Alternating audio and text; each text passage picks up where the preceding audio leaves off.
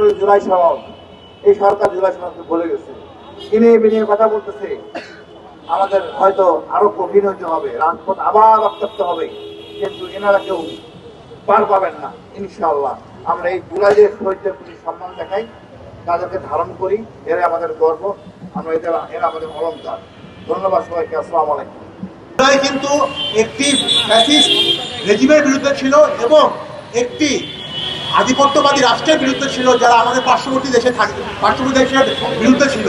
তো সেরকম একটি রাষ্ট্রের বিরুদ্ধে যুদ্ধ করার জন্যই কিন্তু আমাদের 1400 শহীদ হয়েছিল এবং 20,000-এর বেশি আহত হয়েছিল।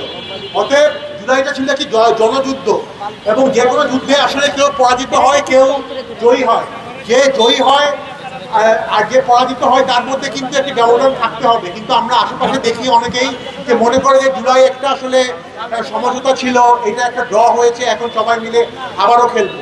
ব্যাপারটা কিন্তু সেরকম না। পৃথিবীর যত বড় বড় যুদ্ধ হয় সেখানে দেখা যায় যে জয়ীরাই আসলে ডমিনেট করে। তো আমাদের যারা যেই জুলাইয়ে যারা জয়ী হয়েছিল, তারা যেই কারণে তাদের রক্ত দিয়েছে, সেই কারণটা কিন্তু আমরা কিন্তু যারা বেঁচে আছি তাদের এটা একটা দায়বদ্ধতা যে তারা যেই স্বপ্নে জুলাই করেছিল, নিজেদের জীবন উৎসর্গ করেছিল, সেই স্বপ্নটা আমাদের বাস্তবায়ন করা।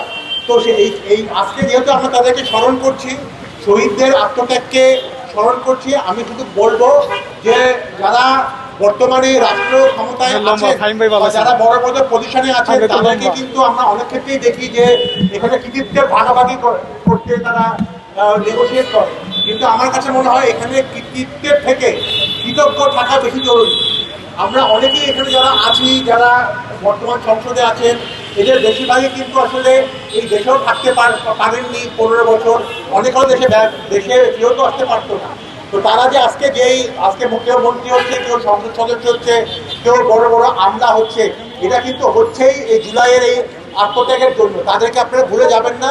তাদের যে স্বপ্ন ছিল সেই স্বপ্ন বাস্তবায়নের জন্য যে যার জায়গা থেকে আমরা কাজ করার কতটুকু করবো, এবং আমরা যারা জীবিত আছি তাদের আসলে সারা জীবন এই যে তারা যেই কারণে যুদ্ধ করেছিল সেটাকে এগিয়ে নিয়ে যাওয়ার জন্য আমরা যাতে ভবিষ্যতে কাজ করি, সেই সহায়তা আপনাদের সকলের থেকে আমরা আশা করি।